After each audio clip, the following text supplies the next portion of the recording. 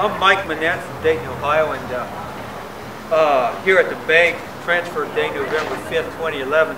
I'm not going to talk specifically about the banks because I don't have all the. I live like a monk, so I don't use credit cards anyway. But I can talk about Occupy Dayton, what made me passionate at the beginning about joining it when it started. It's the story I like to tell is the fact that this is like a dream come true for me. Because just like everybody else out here today, and the people that will be here later today, we've been upset for a long, long time about not just the banks, but Citizens United. This happened a year and a half ago, and the environment, which is my big issue, and the inequality gap between the 1% and the 99%, which is our theme. We are the 99%. And to me, it was like 10 years ago, for example, when nothing was being done about these problems. We were just letting the talking heads tell us, just relax, everything's going to be fine, and I didn't believe it, and I looked around, and everybody else just seemed to say, okay, let's let them try to fix this problem, and I got to the point where I would frequently dream about what it would be like to see Dayton, Ohio, get up off its ass and say, well, we just said 10 minutes ago, we're mad as hell and we're not going to take it anymore. And I used to daydream about that, and what would that be like to see that happen? And then in October of 2011, I saw it happen, and I said, I've dreamed this before. I've dreamed this before, and I pinched myself, and I said, this isn't a dream this time. It's actually happened. And I know that in other cities it might not be that vivid, a way to put it, but Dayton's been beat down really hard. I mean, we're in the Rust Belt. We're probably in the epicenter of the Rust Belt. I just read yesterday in Reuters that the Brookings Institute just came out with another study on Thursday that said the 10 top cities in the nation for increase in poverty between 2000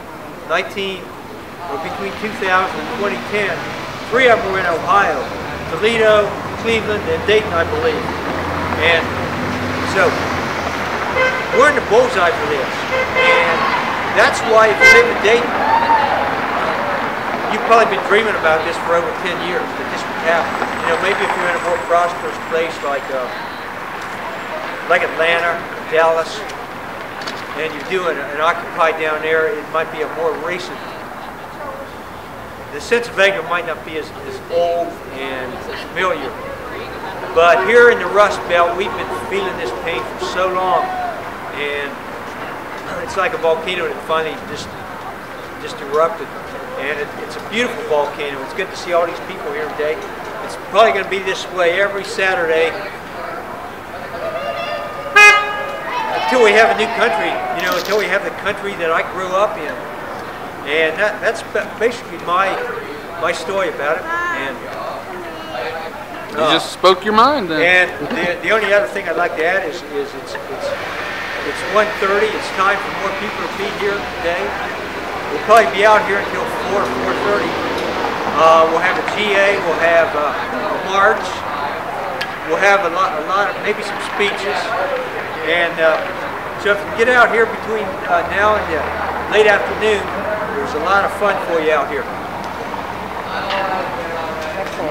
Hold on just a sec. You're live. Hi, my name is Dirk Bauman. I'm down here to support the Occupy movement.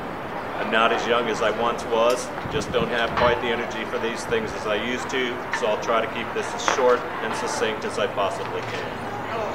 I'd like to begin by reading a passage from The Grapes of Wrath, a book written in 1939 by John Steinbeck. These words were spoken as a warning to the bankers and financial institutions of his day, and are no less valid words of warning to the bankers and financial institutions of our own time. And in the night, one family camps in a ditch. Another family pulls in and the tents come out. The two men squat on their hams and the women and children listen. Here is the node, you who hate change and fear revolution. Keep these two squatting men apart. Make them hate, fear, suspect each other. Here is the onlage of the thing you fear. This is the zygote. For here, I lost my home as change. The cell split, and from its splitting grows the thing you hate. We lost our home is change. A cell is split, and from its splitting grows the thing you hate. We lost our home is change. A cell is split, and from its splitting grows the thing you hate. We lost our home. The danger is here, for two men are not as lonely and perplexed as one. And from this first hate, there grows a still more dangerous thing. If from this problem the sum is we have a little movement, the thing is on its way. The movement has direction. Only a little multiplication now, and this land, our home, is ours. The two men squatting in a ditch, the little fire, a side meat stewing in a single pot. The silent, stone-eyed women behind the children listening with their souls to words their minds do not understand. The night draws down. The baby has a cold. Here, take this blanket. It's warm.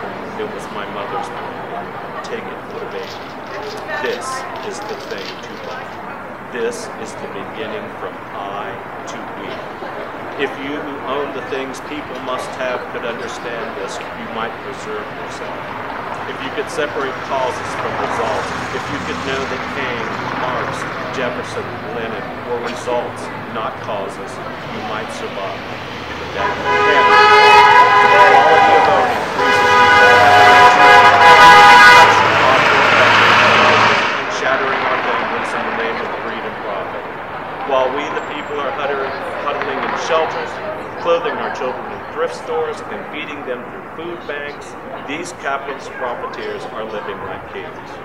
While we, the people, squat upon our hams around our little fires, sharing what little we still possess with our neighbors, our moment of multiplication has come, and our revolution begins. To those greedy, self-concerned profiteers of Wall Street, the banking institutions of the world who control those things we must have, we say, you know, we're sick and tired of corporate greed. We're not going to take it anymore. We cannot be stopped if we stand up for what is right and true. And what is the truth? The truth is not that these institutions are too big and too important to be allowed to fail.